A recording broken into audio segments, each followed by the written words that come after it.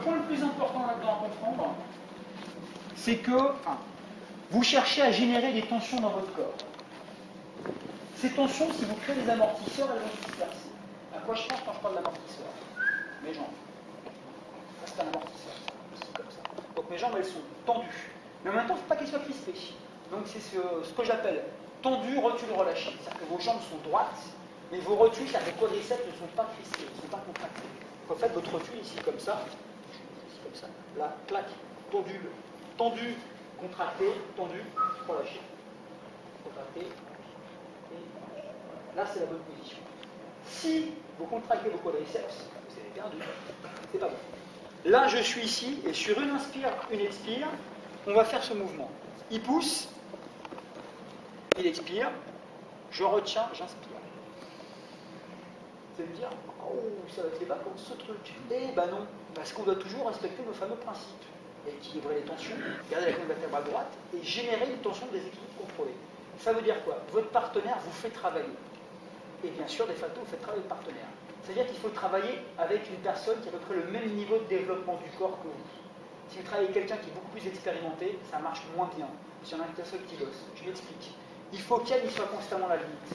Ça veut dire que, vas-y, reprends, on revient en arrière.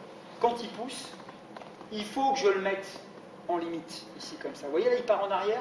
Là, je le laisse venir. Tiens la tête vers le haut. Là, je le laisse venir. Normalement, vas-y, pousse. Voilà. Là, il est bien. Pourquoi? Parce que là, regardez, là, hop là, il est à deux doigts de tomber en arrière. À deux doigts que ce soit lui qui s'applique la force lui-même. Grand classique des arts martiaux, sur le coup de pied direct, enfin sur le croche-pied, ici comme ça, et rebond tout le temps. C'est moi qui reçois la force, je ne lui envoie pas. Là, l'idée, elle est là. Il faut que vous soyez pile à la limite entre j'applique la force ou je la prends. Mais sur cette frange-là. Donc pour ça, la lecture qu'a votre partenaire de votre niveau, puis de la tension que vous mettez dans le mouvement, puis du niveau d'équipe que vous avez, est vachement importante. Et plus tard, c'est super intéressant pour sentir le niveau de tension et quelles sont les tensions dans le corps du partenaire. Pour faire les mouvements ici ensuite, là, quand il me contrôle les mains ici comme ça, pour lire quelle est la tension qu'il met dans mes bras.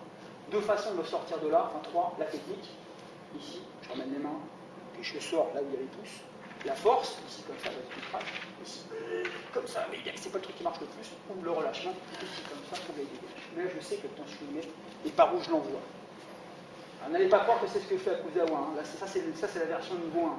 Akuzawa, il y a une version niveau 10, ninja, magicien, biclassé, tout tralala quoi. Ça veut dire quoi? Akuzawa, il est capable de lire la tension que vous mettez dans ses mains et de vous la renvoyer telle quelle. C'est-à-dire qu'en fait, moi je fais juste du relâchement. Je relâche ici comme ça et je travaille. Mais il sent la force qui arrive vers lui. Donc il peut s'ajuster. Akuzawa, vous ne le sentez pas. Akuzawa, en fait, il vous renvoie exactement ce que vous lui mettez.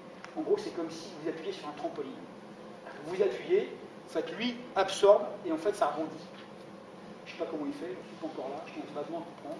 Mais l'idée, c'est ça, en fait. D'accord? Niveau de relâchement, ici, comme ça. Donc, pensez bien quand vous faites ce mouvement-là, à avoir, sentir pile poil où il en est. C'est pas simple du tout. Donc, vous voyez derrière des mouvements qui, quand on regarde une vidéo, putain, c'est beau comme truc, comment est-ce qu'on peut développer des qualités martiales, on fait des trucs aussi simples. Derrière tout ça, il y a une très grande finesse d'analyse du mouvement, des positions, qui est très difficile. Au début, c'est très dur de maintenir tous les paramètres en mémoire.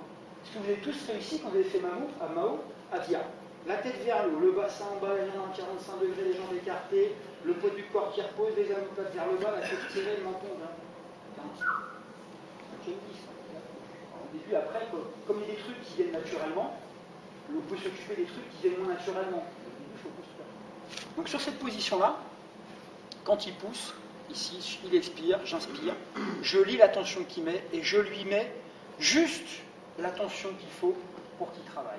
Donc ce n'est ni vide, vas-y, on relâche tout, c'est pas ça, c'est pas tu sens la force qui traverse le corps, non, c'est pas ça, c'est pas non plus, vas-y, penche-toi vers l'avant, les gros bras, vas-y, pousse là, tu ne verras pas, tu vois qui est poussé, voilà, c'est pas ça. Ah, ça y est, c'est le pire derrière. Donc, c'est comment dire, une opposition complaisante. D'accord? Allez, mettez-vous deux par deux, jambes tendues, pensez à votre checklist, tirez la tête vers le haut, relâchez, tirez les paupières vers le bas. Non, les jambes